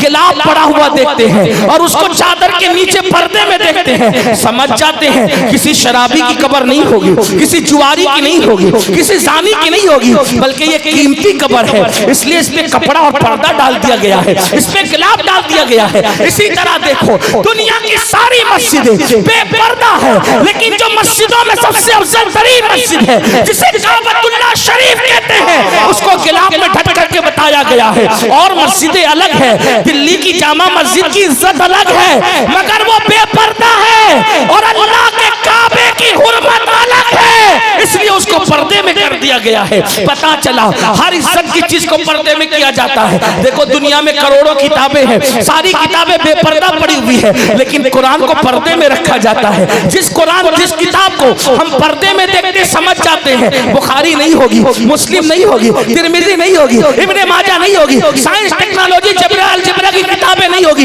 यकीनन ये अल्लाह का कुरान होगा। इसीलिए इसको पर्दे में रखा गया। सारी किताबें इज्जत वाली में बेइज्जत नहीं कर रहा हूं, लेकिन सब इज्जत वाली में जो इज्जत वाली सबसे ज्यादा किताब थी उसको पर्दे में रखा। फिर देखो, इंसान दो चीजों का मजमुआ है, एक उसका जिस्म है, एक उसकी रूह है। अल्लाह अकबर। रूह इंसान की जिंदगी का सरचश्मा है। जब तक रूह है तब तक इंसान स्टेज पर, जब तक रूह है तब तक महफिल में, जब तक रूह है तब तक पार्लियामेंट में, जब तक रूह है वो वजीर है, जब तक रूह है वो अमीर है, जब तक रूह है वो इज्जत वाला है, जब तक रूह है वो आलिम है, जब तक रूह है वो खतीब है, जब तक रूह है वो पीर है। लेकिन रूह निकल गई तो लोग ये नहीं कहते पीर साहब को उठाओ, आलिम साहब को उठाओ, एमएलए साहब को उठाओ, एमपी साहब को उठाओ। नहीं, लोग क्या कहते हैं? मैयत को उठाओ, मैयत को निलाओ। पता चला जब तक रूह है है, सारी डिग्री और अलकाबात सलामत है। रूह निकल गई, मैयत के सिवा कोई और नाम नहीं। तो पता चला रूह कितनी कीमती है। और इंसान दो चीजों का मुरक्कब है, जिस्म और रूह का। पता चला रूह कीमती चीज है, जिस्म को जाहिर किया और रूह को अंदर छुपा लिया, यानी कि पर्दे में रखा, क्योंकि वो ज्यादा कीमती थी। इसी तरह मजहब भी दो चीजों का मजमुआ है, एक है अमल, एक है अकीदा। अमल के बगैर कोई मुसलमान हो सकता है, अकीदे के बगैर मुसलमान नहीं हो सकता। इसलिए अमल को जाहिर रखा और अकीदे को दिल में छुपा लिया। तो हर चीज जो बहुत ज्यादा अहम थी उसको पर्दे में रखा। बल्कि अब कह ले कि मखलूक को बेपर्दा किया, और मखलूक बनाने वाला खालिक खुद अपनी शान के मुताबिक पर्दे में है। पर्दा जुल्म है। अगर पर्दा जुल्म होता तो खल्लाक के कायनात पर्दे में क्यों? पर्दा जुल्म नहीं है, पर्दा तो इज्जत वालों की अलामत है, पर्दा तो वकार वालों की अलामत है। इसलिए औरतों से कहते हैं जो जालिम टीवी पर आकर भौंके कि औरतों पे जुल्म हो रहा है पर्दे की वजह से, उनसे कहो जुल्म तुम्हारे यहाँ हो सकता है, हमारे औरत कीमती, कितनी कीमती है। हमारे औरत का दूसरा नाम सैयदा फातिमा है, हमारे औरत का दूसरा नाम सैयदा ज़ैनब है, हमारे औरत का दूसरा नाम आयशा सिद्दीक़ा है, हमारे औरत का दूसरा नाम खदीजतुल कुबरा है। और अगर समेट ले उसको, औरत का नाम या तो माँ है, औरत का नाम या तो बहन है, औरत का नाम या तो बीवी है, औरत का नाम या तो बेटी है। चार रूप है औरतों के, माँ है, बहन है, बीवी है या बेटी है। अब अंदाजा फरमाए, अगर वो बेटी है तो बेटी को रसूलुल्लाह फरमाते हैं जिसके घर बेटी पैदा हुई वो खुशी करे, वो बेटी अपने बाप के लिए जन्नत और रहमत है। पता चला बेटी बन के पैदा हुई तो जन्नत और रहमत, और अगर जवान हो गई तो अल्लाह अकबर, जवान होकर शादी करके किसी के घर गई तो आका फरमाते हैं नेक बीवी शौहर के लिए जन्नत। और उसके बाद फरमाया जब कोई माँ बन जाए औरत तो फरमाया अल जन्नतो तहता अक़दामिल उम्महातिकुम, कि तुम्हारी जन्नत तुम्हारी माओ के कदमों के नीचे है। औरत बेटी है तो जन्नत, बीवी है तो जन्नत, माँ है तो जन्नत। तो हमारे यहाँ जन्नत का तस्वुर ये है, और जन्नत हमारे यहाँ बेपर्दा नहीं है। कहने जिंदाबाद जिंदाबाद। जो जन्नत हो वो बेपर्दा नहीं है, बल्कि जन्नत पर्दे में है, और इतनी पर्दे में है कि कुरान कहता है इंदा सिदरतुल मुंतहा। वो कहाँ है? वो सिदरतुल मुंतहा पर है, जिसे जन्नत कहते हैं। यानी जन्नत को 7 आसमानों के पर्दे में, जन्नत को 7 आसमानों के पर्दे में रहे। और हमारे यहाँ औरत जन्नत से कम नहीं है, किसी के यहाँ और कुछ भी हो सकता है। लोगों ने जुओं में हारा इसलिए उनको अहमियत हो या ना हो, लोगों ने गुम कर दिया उन्हें अहमियत हो या ना हो, लोगों ने उनका सौदा किया अहमियत हो या ना हो, हमारे यहाँ तो बड़ी अहमियत है। इसलिए तो पहली बात ये अर्ज कर रहा था कि आज नाजायज ताल्लुकात के हवाले से बहुत ज्यादा मामलात बढ़ रहे। नंबर 2 जुआ, जुए के मामलात, खास तौर पे आज इंटरनेट पर जो जुआ आम हो रहा है, और उसको मैं समझता हूँ कि नात की क्लिप सुनो, बयान की क्लिप सुनो, कोई क्लिप सुनो, उसमें जंगली रमी का एडवर्टाइज जरूर आता है। उसकी इश्तिहारबाजी बहुत कसरत से हो रही। कोई कहता मैंने करोड़ जीता, कोई कहता मैंने 2 करोड़ जीता, कोई कहता मैंने इतना जीता। याद रखें जुआ ये हराम, इतना समझ। और ये जुआ ऐसे ही है जैसे चूहा, समझे? जुआ ऐसे ही है जैसे चूहा। मतलब क्या? जब किसी चूहे को मारना होता है तो पिंजरे के अंदर रोटी लटकाई जाती है। चूहा रोटी देखकर आता है, और आने के बाद जैसी रोटी खींचता है तो रोटी मुंह में आए या ना आए, लेकिन पिंजरे का दरवाजा बंद हो जाता है, और फिर चूहा हमेशा के लिए अपना वजूद खो देता है। ऐसे ये जुआ एक लटकती हुई रोटी की तरह है जैसे चूहे के लिए। ये लालच में मत आओ, इजी मनी के चक्कर में जो भी पड़ा वो रोड पे आ गया। रातों रात करोड़पति बनने के चक्कर में जो भी पड़ा, जो पूंजी थी वो भी खत्म हो गई। एक तो पूंजी गई, और अगर जीता जुआ में तो उसका कपड़ा पहना, तो जब तक वो कपड़ा बदन पर है ना दुआ कबूल है ना नमाज कबूल है। अगर उसी जुए से घर बनाया तो जब तक उसकी ईंट बाकी रहेगी जुआ खेलने वाले पे अल्लाह की लानत बरसती रहेगी। और सबसे बड़ा खसारा और नुकसान, दिल के कानों से सुन लो, अगर सुन सकते हो तो, मेरे आका गैब दा नबी सल्लल्लाहु अलैहि वसल्लम ने फरमाया कि जिसने दुनिया में जुआ खेला होगा जब वो कयामत के दिन उठेगा तो उसका हाथ सूअर के खून में रंगा हुआ होगा, उसका हाथ सूअर के खून में रंगा हुआ होगा। अल्लाह अकबर। कयामत के दिन आप सूअर के नाम से बहुत नफरत करते हैं, लेकिन जुआ खेलने वालों, जुआ से दिलचस्पी रखने वालों, मेरे भाइयों, ये मेरे नबी का फरमान है, अपने आका का फरमान है। और जरा सुनो उसका नुकसान क्या है। मेरे आका गैब दा नबी सल्लल्लाहु अलैहि वसल्लम फरमाते हैं जिसने दुनिया में जुआ खेला होगा, बल्कि यहाँ तक इमाम गजाली ने लिखा कि जुआ के आलात अपने हाथ में लिए होंगे, वो हाल इस हालत में कयामत में उठेगा कि उसका हाथ सूअर के खून में रंगा होगा। अब सूअर के खून में रंगने का नुकसान क्या है। कयामत के दिन एक मंजर ये भी होगा कि मेरे आका अपनी उम्मतियों से मुसाफा करेंगे, मेरे सरकार अपनी उम्मत से मुसाफा करेंगे। यही तो बात है, आशिकाने रसूल के लिए महशर में भी एक महशर है, कयामत में भी एक कयामत है। अल्लाह अल्लाह। जब यहाँ हम जलसों में आते हैं तो उलमा से मुसाफा करने के शौकीन होते हैं, और करना भी चाहिए। हो सके तो जिंदगी में या तो किसी नेक के पीछे नमाज पढ़ लो या किसी नेक से मुसाफा कर लो। क्या होता है जब नेक सजदे से सर उठाता है, हदीस पाक है, तवज्जो करें, जब कोई नेक बंदा सजदे से सर उठाता है तो उसके पीछे जितने खड़े रहते अल्लाह सबकी मगफिरत फरमा देता है। और जब कोई किसी नेक बंदे से मुसाफा करता है तो जिसने नेक बंदे से मुसाफा किया अल्लाह पाक उसकी भी मगफिरत फरमा देता है। एक जालिम बादशाह की मौत के बाद किसी ने उसको जन्नत में टहलते देखा, पूछा कि तेरा क्या हाल है। उसने कहा मैं जन्नत में हूँ। कहा दुश्मने खुदा तू जन्नत में कैसे। तो उसने जवाब दिया एक मर्तबा इमाम हसन बसरी के हाथ चूमे थे, उसी की वजह से अल्लाह ने मेरी मगफिरत फरमा दी।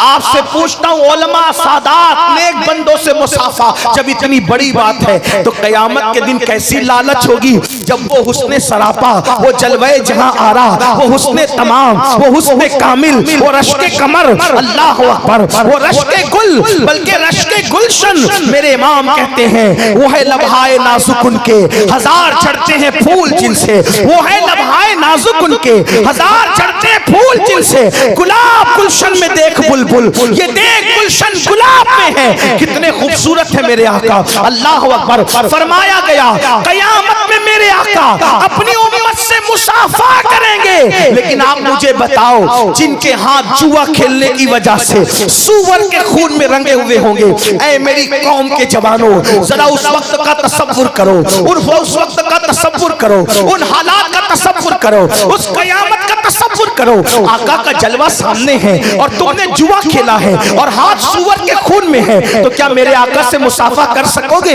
उस वक्त का पछताना कैसा पछताना होगा, उस वक्त की हसरत कैसी हसरत होगी, उस वक्त की तकलीफ कैसी तकलीफ होगी। मगर याद रखो उस वक्त के पछताने से कोई काम नहीं आएगा, कुछ हाथ नहीं आएगा। अगर पछताना है तो अभी, तौबा करना है तो अभी, पलटना है तो अभी, अल्लाह अकबर, रुजू करना है तो अभी। और तीसरा और आखिरी गुनाह, गुनाह तो बहुत है लेकिन अब आखिरी गुनाह पढ़कर अपनी गुफ्तगू मुकम्मल करना चाहता हूँ, लेकिन सबको ध्यान से सुनना होगा। वो गुनाह कौन सा है। वो गुनाह नशे का गुनाह है। आज अल्लाह अकबर फिल्मों की वजह से, सीरियलों की वजह से, आवारा दोस्तों की वजह से नशा बढ़ता जा रहा है, इतना बढ़ रहा है। कोई नशे से, कोई शराब से नशा कर रहा है, कोई एमडी से नशा कर रहा है, कोई इंजेक्शन से नशा कर रहा है, कोई हीरोइन से नशा कर रहा है, कोई चरस और भंग से नशा कर रहा है, कोई गोलियों से नशा कर रहा है, कोई दवाओं से नशा कर रहा है। याद रखना मेरे आका गैब का नबी सल्लल्लाहु अलैहि वसल्लम ने फरमाया कुल्लु मुस्किरिन हराम,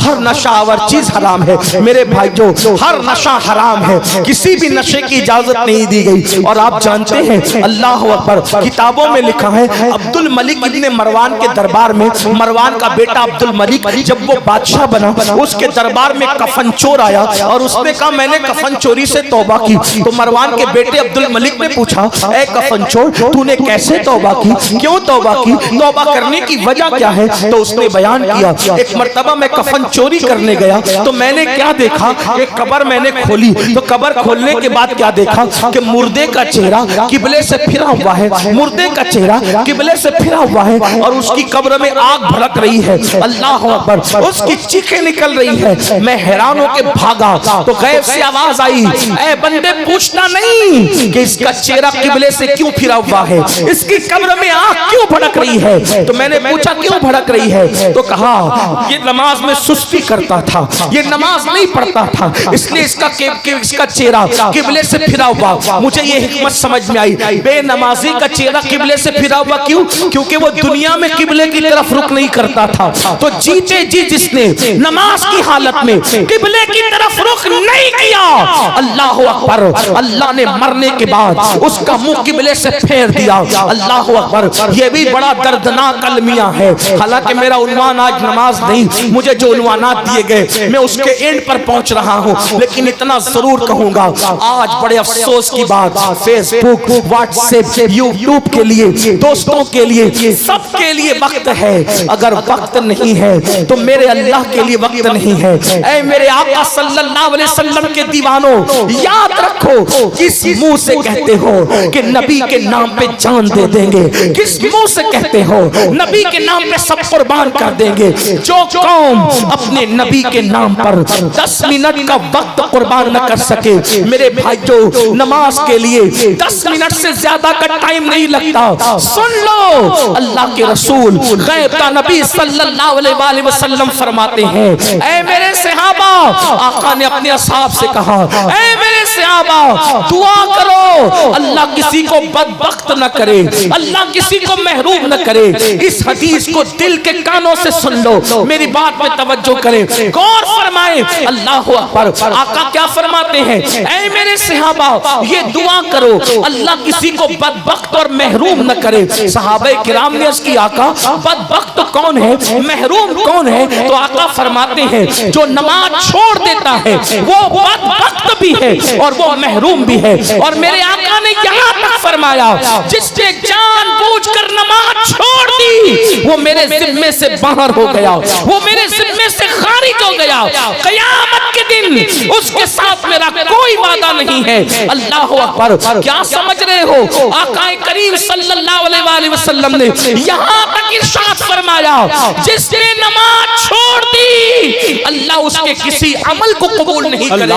अल्लाह अकबर, ऐ मस्जिदों को वीरान करने वालों, सिर्फ 10 मिनट का टाइम है। तुम जान देने की बात करते हो मेरे भाइयों, यकीनन तुम सच्चे हो, लेकिन नमाज की अहमियत समझ लो। पूरे कुरान में कमो बेश 700 मर्तबा अल्लाह ने नमाज का हुक्म दिया। और कुर्रतुल उयून के अंदर फकीह अबुल लैस एक हदीस लिखते हैं, उसको सुन ले, हदीस पाक सुने। अल्लाह के रसूल अलैहिस्सलाम फरमाते हैं, जहन्नम में एक वादी है, जिस वादी से दिन में 5 मर्तबा जहन्नम खुद भी अल्लाह की पनाह मांगता है। एक वादी जहन्नम में ऐसी है जिससे दिन में 5 मर्तबा जहन्नम भी अल्लाह की पनाह मांगता है। और उस वादी की आग का ये हाल है, आग की हरारत का ये हाल है कि अगर उसमें पहाड़ डाल दिए जाए तो पहाड़ भी पिघल जाए। उस जहन्नम की वादी में पहाड़ भी पिघल जाए।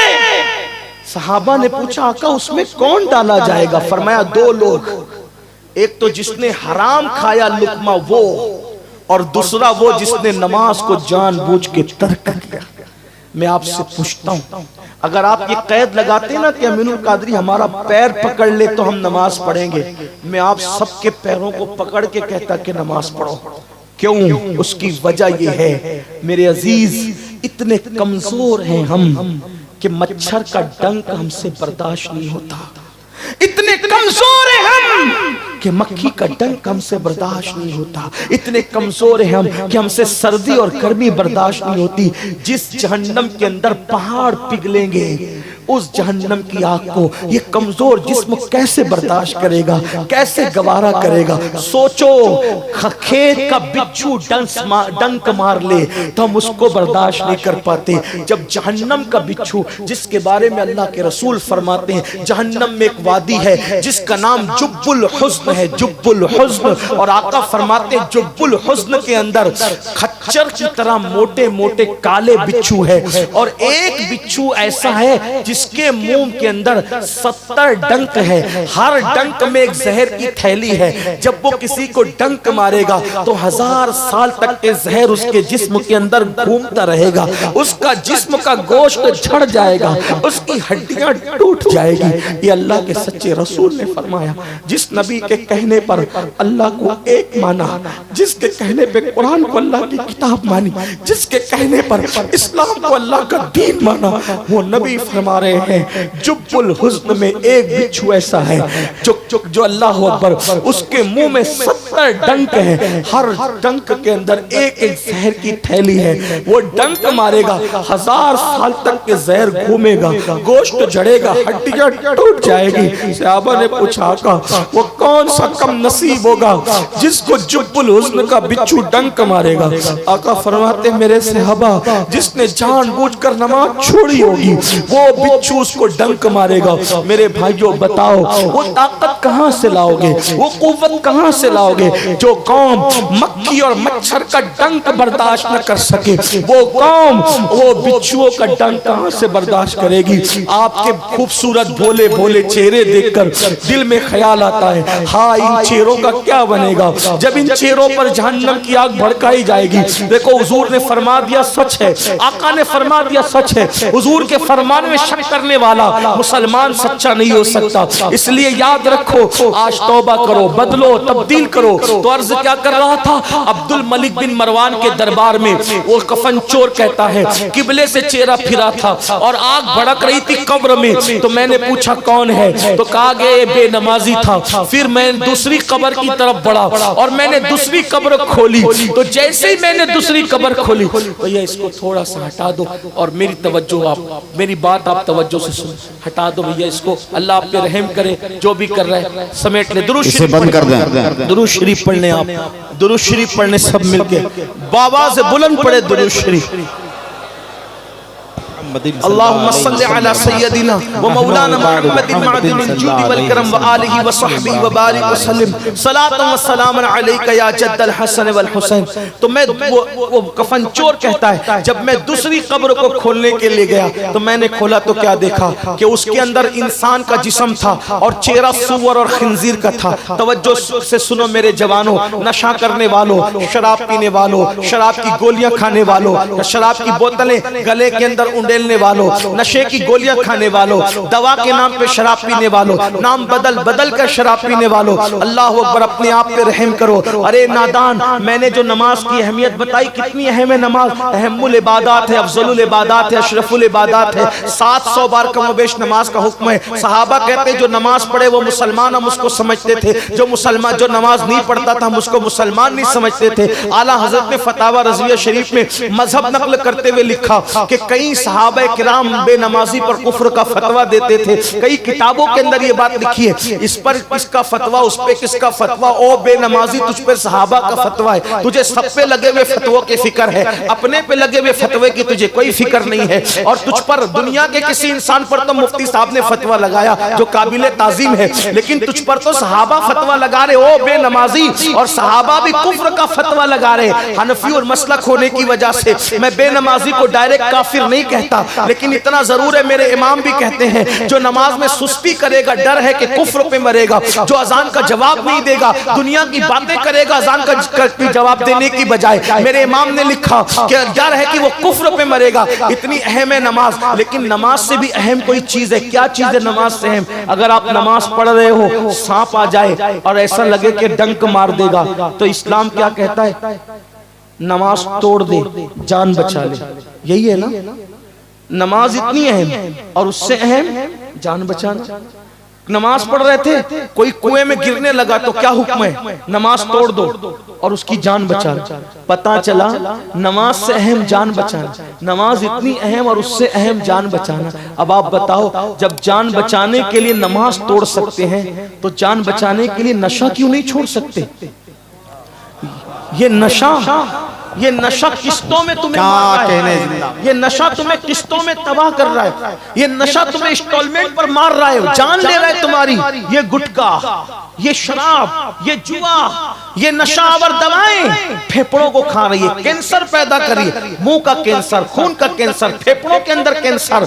इसलिए बीमारियां जन्म ले रही है। तौबा करो नशे से। इस्लाम ने नशे को मना किया और हुक्के को आज नौजवान लोग बहुत आम कर रहे हैं। ये हुक्का, याद रखना, ये हुक्के को मैं डायरेक्ट हराम तो नहीं कहता, कैसे कोई मुफ्ती भी थोड़ी हूं जो मैं कोई हुक्म लगाऊं।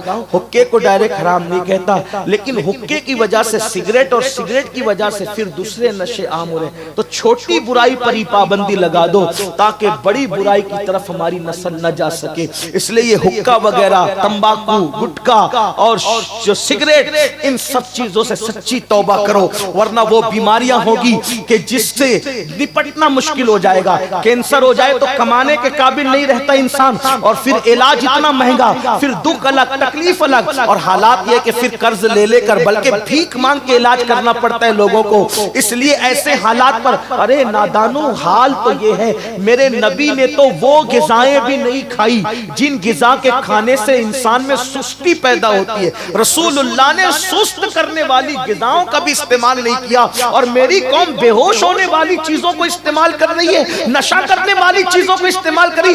मैदे की रोटी अल्लाह के रसूल ने कभी नहीं खाई, क्योंकि पेट में मैदा जाता है। मैदा पेट में, आप क्या क्या कहते हैं? मैदे को मैदे ही कहते हैं। मैदे की रोटी पेट में जाती है तो फूल जाती है और इंसान को सुस्त कर देती है। तो अल्लाह के रसूल अलैहि सलाम ने हर उस जायज गिज़ा को भी तर्क किया जिसमें सुस्ती आती हो। अल्लाह के रसूल अपनी उम्मत को सुस्त भी नहीं देखना चाहते थे, और ये कौम नशे में डूब गई है, बेहोश हो रही है। सुन लो, अब्दुल मलिक के दरबार में वो कफन चोर कहता, मैंने देखा कि मुंह सूअर का था, जिस्म इंसान का था, और कब्र में आग भड़क रही थी, और मैं भागा तो आवाज आई, नहीं पूछता कि क्या है इसके अंदर और ये कौन है। तो मैंने पूछा ये कौन है, इसके साथ ये सुलूक क्यों हो गया है? तो जवाब आता है, ये दुनिया के अंदर नशा करता था, इसलिए इसको सूअर की शक्ल दे दी गई, इसको खिंजीर की शक्ल दे दी गई। बताओ, दुनिया में नशा करके गटर और कचरे के किनारे पड़े रहते हो,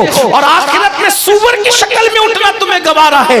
नहीं नहीं। और फिर दुनिया में हालात क्या है? बस एक वाकया जिसको हजरत मालिक इब्ने दीनार ने खुद बयान किया है, वो वाकया बयान करके अपनी गुफ्तगू मुकम्मल कर लूंगा। वो वाकया दिल के कानों से आप सुन ले। अल्लाह अल्लाह, शराबी क्या नहीं कर सकता, बल्कि हदीस में है शराबी अपनी माँ के साथ जिना भी कर सकता है, नशा करने वाला अपनी खाला की इज्जत के साथ भी खेल सकता है, नशा करने वाला अपनी बेटी की आबरू भी ले सकता है, क्योंकि नशा करने वाले को होश नहीं रहता। इसलिए नशे से तौबा कर लो, निकल आओ नशे से। हजरत मालिक दीनार कहते हैं, मैं हज के लिए गया। हजरत मालिक बिन दीनार, बड़ा खूबसूरत वाकया है, खवातीन भी सुने, बच्चों को सुनाने काम आएगा, और आप भी मेरे नौजवान अपने दोस्तों को सुनाइएगा ताकि उनकी जिंदगी भी बदले। मालिक इब्ने दीनार कहते हैं, मैं हज के लिए गया, तो मैं जब हज के लिए गया तो मैं हरम में पहुंचा, तो देखा कि हज के अय्याम है और पूरा मताफ जो है हाजियों से खचाखच भरा है। तो मेरे दिल को इतना अच्छा लगा, वाकई बहुत खूबसूरत लगता है जब हरम को भरा भरा देखो,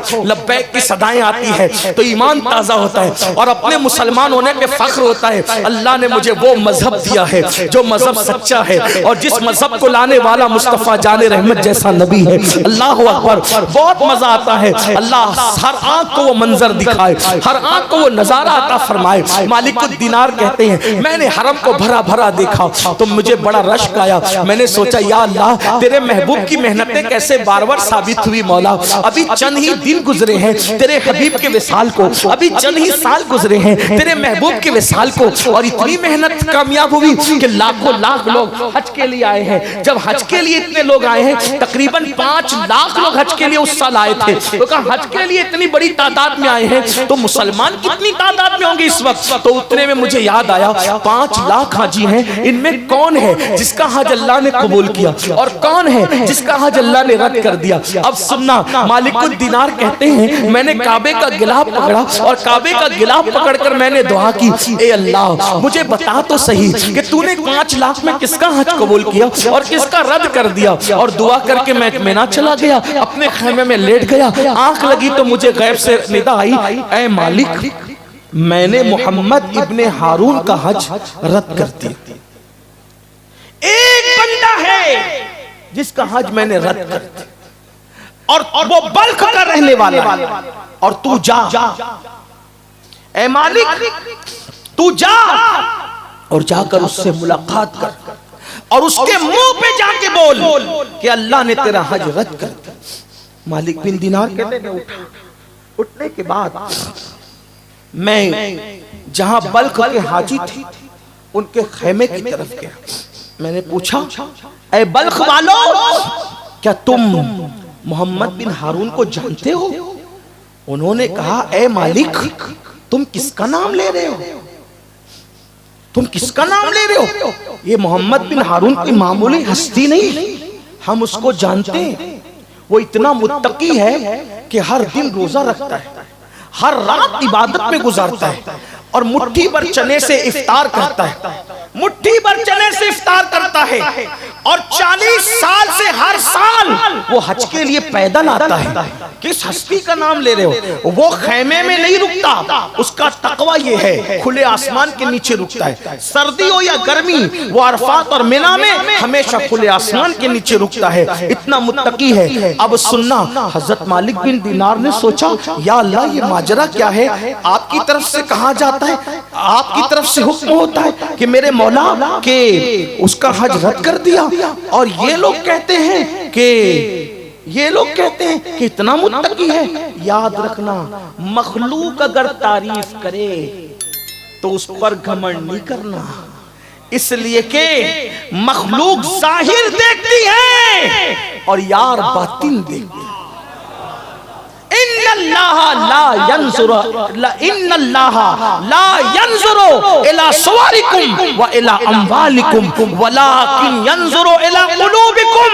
अल्लाह न तुम्हारे चेहरे देखता है न तुम्हारे माल देखता है, अल्लाह तो तुम्हारे दिलों को देखता है। तो याद रखना, लोगों की तारीफ पे घमंड नहीं करना, लोगों की तारीफ पे नहीं इतराना। जब तक दोनों पैर जन्नत में नहीं पहुंच जाए उस वक्त तक अपने आप को नेक तसव्वुर करने का हमें कोई हक नहीं है। पता नहीं रास्ते में क्या हो जाए और हमारे लिए इल्म इलाही में क्या है हमें नहीं पता। तो अल्लाह अकबर। मालिक बिन दीनार ने सोचा, लेकिन फिर ख्याल किया लोग कुछ भी कहें मैंने तो जाके मिलना है, क्योंकि मुझे गैबी हुक्म है कि मैं जाके इब्ने हारून से मिलूं। वहां से निकले, पूछते पूछते कि कहां है, तो पता चला कि पहाड़ों के दरमियान खड़ा होगा, इबादत में मसरूफ होगा। हजरत मालिकुद दीनार निकले, जब गए तो क्या देखा, एक बंदा है एहराम में नंगे सर है। एहराम में था तो नंगे सर होना एक जाहिर सी बात है, वो होना ही था। और उसकी आंखों से आंसू जारी है, दाढ़ी आंसुओं से तर है, उसका एक हाथ कटा हुआ है,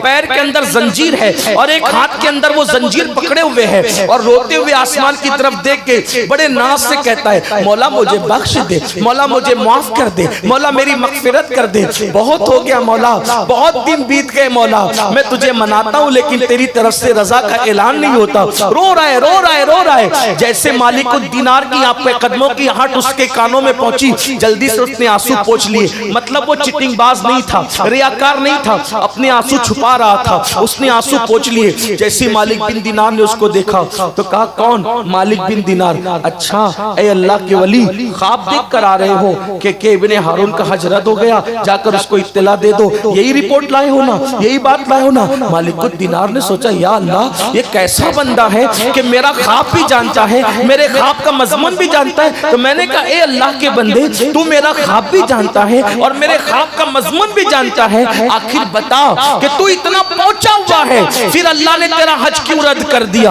अल्लाह पाक ने तेरा हज क्यों रद्द किया? हज रद्द होने की वजह क्या है? अल्लाह अकबर। आप तवज्जो फरमाएं मेरी बात पे, बहुत अहम गुफ्तगू, अहम मोड़ पर हम आ रहे हैं। आप अपनी मोबाइल को बंद कर छोड़ दें, ऐसे आप मेरी तरफ तवज्जो करें। मोबाइल की जरूरत नहीं मेरे भाई, यहाँ दिल की रोशनी की जरूरत है। महफिल पर मुस्तफा जाने रहमत की निगाह इनायत है, महफिल पर पंजतन पाक की निगाह इनायत है। आप थोड़ी तवज्जो कर ले, बस चंद जुमले के बाद बात मुकम्मल है। अल्लाह अकबर। हजरत मालिक बिन दीनार ने फरमाया, ऐ इब्ने हारून, तू इतना पहुंचा हुआ इंसान है, तू मेरा ख्वाब भी जानता है, ख्वाब का मजमून भी जानता है। मालिक दीनार को उसने कहा, ऐ मालिक, मैं कोई पहुंचा हुआ नहीं हूँ, ना ही ये मेरा कश्फ है, ना ही ये मेरी करामत है, बल्कि ये 40 साल का तजुर्बा है।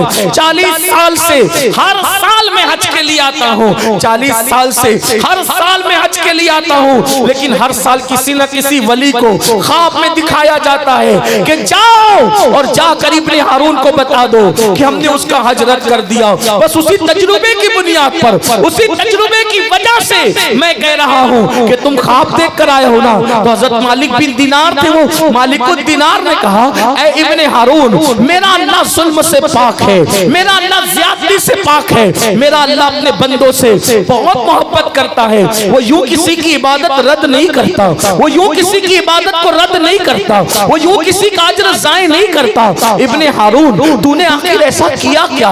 इब्ने हारून, आखिर तूने ऐसा किया क्या जिसकी वजह से अल्लाह इतना नाराज है कि अल्लाह तेरी इबादतों को रद्द कर रहा है और तुझसे नाराज है? अब दिल के कानों से सुनना, हो सकता है नशा करने वालों तुम भी अल्लाह न करे इस बला से गुजरो।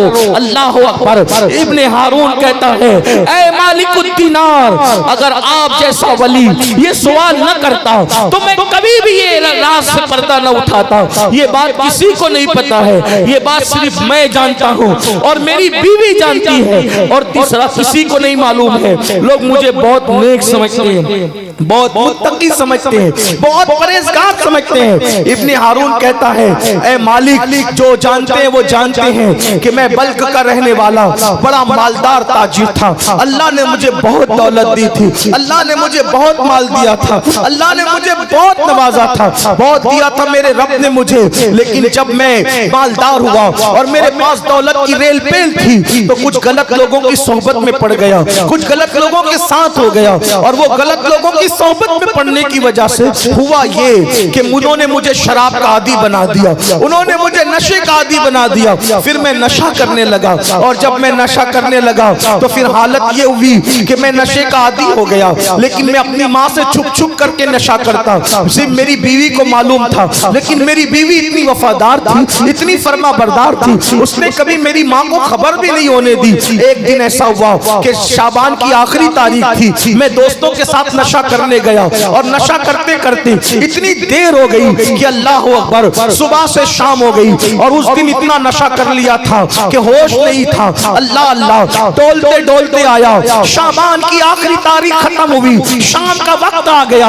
अल्लाह अकबर। बल्ख की वादियों के अंदर सूरज ने जैसे ही शाबान के आखिरी तारीख के सूरज ने जैसे ही बल्ख की वादियों में अपना चेहरा छुपाया, उफक पर रमजानुल मुबारक का चांद तुलू हुआ और जैसे ही चांद शुरू हुआ, तुलू हुआ, रमजानुल मुबारक का महीना शुरू हुआ और मैं शाम के वक्त घर लौटा। जब मैं शाम के वक्त घर आया तो मेरा सामना मेरी माँ से हो गया। मैं नशे की हालत में था, ऐ मालिक बिन दीनार, मैं नशे की हालत में था और मेरी माँ से मेरा सामना हुआ। पहली मर्तबा मेरी माँ ने मुझे नशे की हालत में देखा, मेरी अम्मी ने नशे की हालत में देखा। मैं डोल रहा था, मुझे होश नहीं था। मेरी माँ ने मुझसे कहा, बदबख्त, कमबख्त, रमजान शरीफ का चांद तुलू हो गया है, लोग तरावी की तैयारी कर रहे हैं और तू नशे में धुत है। मैं अपनी माँ का बड़ा वफादार, बड़ा फर्मा बरदार था। मेरी माँ मुझ पे नाज करती थी, मेरी माँ मेरी वफा पे नाज करती थी। नशे की हालत में माँ ने देखकर मुझे एक तमाचा मारा, मेरी माँ ने मुझे एक तमाचा मारा, लेकिन मैं नशे में था। मैं शैतान के हाथ की कठपुतली बन गया, मैं शैतान के हाथ का आला बन गया। मेरी माँ ने मुझे सिर्फ एक तमाचा मारा क्योंकि मैं माँ का वफादार और फर्मा बरदार था, लेकिन नशे में होने की वजह से मुझे इतना गुस्सा आया कि नशे की हालत में मैंने पलटकर अपनी माँ को तमाचा मारा, और एक तमाचा नहीं बल्कि तमाचे पर तमाचा मारता रहा, और माँ को मारते मारते मैंने उठाया और तंदूर जल रहा था, जलती हुई आग में मैंने अपनी बूढ़ी माँ को उठा करके फेंक दिया। अल्लाह अकबर। फिर उसके बाद क्या हुआ मुझे कुछ नहीं पता था। वैसे तो ये वाकई की मुझे कोई खबर नहीं थी, ये वाकया मुझे मेरी बीवी ने बताया। फिर उसके बाद क्या हुआ मुझे नहीं मालूम। जब सुबह हुई, सुबह के वक्त नशा खत्म हुआ, नशा काफूर हुआ, मैंने अपनी बीवी को आवाज दी। जब बीवी को आवाज दी उसने तल्ख लहजे में जवाब दिया। मैंने पूछा ओ फरमा बरदार बीवी, आज तल्ख लहजे में तू क्यों जवाब दे रही है? तो कहा बदबख्त, मैं तो रात के गुजरने का और तेरे नशे के उतरने का इंतजार कर रही थी। अगर तेरा नशा ना होता और रात ना होती तो मैं तुझे रात ही छोड़ करके चली जाती। बदबख्त, जब तू अपनी माँ का ना हुआ तो तू मेरा क्या हो सकता है? मैं जल्दी से सटपटा कर बिस्तर से उठ के बैठ गया। मैंने पूछा माँ का क्या हुआ? कहा मैं तो माँ का वफादार हूँ, माँ का क्या हुआ? तो मेरी बीवी ने कहा देख तेरी माँ का क्या हाल है। जब मैंने अपनी माँ को देखा तो मेरी माँ जली हुई रोटी की तरह मुर्दा पड़ी थी, जले हुए कोयले की तरह मुर्दा पड़ी थी। मैंने पूछा बीवी से अम्मी कैसे मर गई, अम्मी का क्या हो गया, अम्मी को किसने ये हाल में किया? मेरी बीवी ने पूरा वाकया बताया। जालिम, तू नशे में आया था, माँ ने तमाचा मारा और तूने अपनी माँ को मारते मारते तूने तंदूर में फेंक करके जला दिया। अल्लाह अकबर। इतना सुनना था मगर अब पछताने से क्या होता? कहने वाले ने कहा है पछतावे से का होवत जब जब चिड़िया चुग गई खेत, पछतावे से का होवत जब चिड़िया चुग गई खेत। अब उससे वो गलती हो चुकी थी कि जिसका मदावा नहीं हो सकता था, अल्लाह अकबर, जिसका कफारा नहीं हो सकता था। मैं अपने जवानों से कहता हूँ बात आगे बढ़ाने से पहले अल्लाह ना करे कि तुम में कोई माँ बाप का कातिल बने, अल्लाह ना करे कोई तुम में अपने माँ बाप का कातिल बने। अरे नादान, माँ बाप से ऊंची आवाज से बात करने वाला मरते वक्त कलमा नहीं पढ़ पाता, मरते वक्त उसकी जबान में कलमा नहीं आता। जो माँ बाप का कातिल हो, आप कहेंगे हम कैसे कातिल होंगे? मैं कहता हूँ इब्ने हारून ने तो अपनी माँ को तंदूर की आग में जला के मारा, लेकिन तुम अगर नशा करोगे, तुम अगर गलत काम करोगे तो तुम अपने माँ बाप को सदमे की आग में जला जला के मार डालोगे। और याद रखना तंदूर की आग उतनी सख्त नहीं होती जितनी सदमे की आग सख्त होती है, जितनी टेंशन की आग सख्त होती है। तंदूर की आग में चंद मिनट में मरकर उसकी माँ राहत पा गई, लेकिन सदमे की आग में तुम्हारे माँ बाप हमेशा जल रहे हैं, तुम्हारे माँ बाप हमेशा टेंशन की आग में जल रहे हैं। वो रोज जीते हैं, रोज मरते हैं। अपने माँ बाप के कातिल न बनो। शराब के कड़वे घूंट से तौबा करो, शराब के कड़वे घूंट से तौबा करो, नशे की कड़वी दवाइयों से तौबा करो। अरे नादानो, अल्लाह अकबर, इंसान छोड़ना चाहे तो क्या नहीं छोड़ सकता। आज़म करो, सच्चे दिल से तौबा करो। इब्ने हारून कहता है ऐ मालिक, जब मैंने अपनी माँ को मुर्दा पड़े हुए देखा तो मैंने वो हाथ काट दिया जिससे माँ को मारा था, और मैंने अपना मकान बेच दिया, अपना महल बेच दिया, गुलामों को आजाद कर दिया, तिजारत छोड़ दी।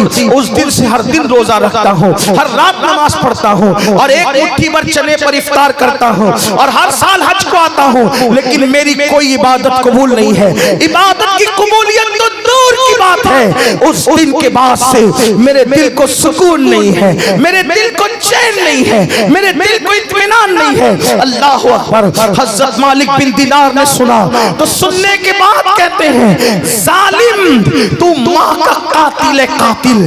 जा, अल्लाह तुझे कभी माफ न करे, अल्लाह तेरी कभी मग़फ़िरत न करे, अल्लाह तेरी कभी बख्शिश न करे।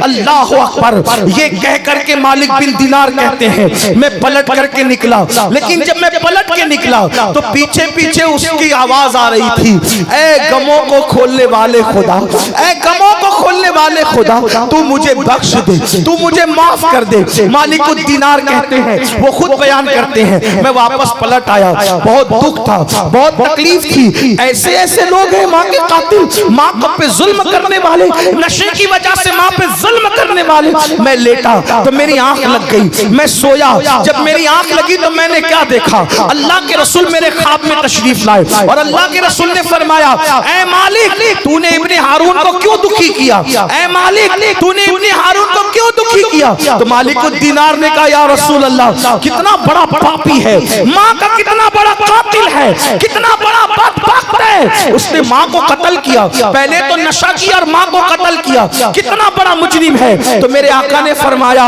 यकीनन वो बड़ा मुजरिम है और उस पर बहुत अजाब होने वाला है, लेकिन ऐ मालिकुद दीनार मैं तुझे एक बात बताऊं। हजरत मालिक बिन दीनार ने कहा, या रसूल अल्लाह जरूर बताएं। कहा उसके साथ क्या होगा कयामत में तुझे मालूम है, इब्ने हारून के साथ कयामत में क्या होगा तुझे मालूम है। मालिक बिन दीनार ने कहा, या रसूल अल्लाह क्या होगा। फरमाया, कयामत में अल्लाह की अदालत में वो और उसकी माँ खड़े होंगे, तो अल्लाह फरमाएगा कि तूने शराब पिया, तूने माँ को कत्ल किया, इसलिए अदल ये है, इंसाफ ये है कि तू जहन्नम में जा।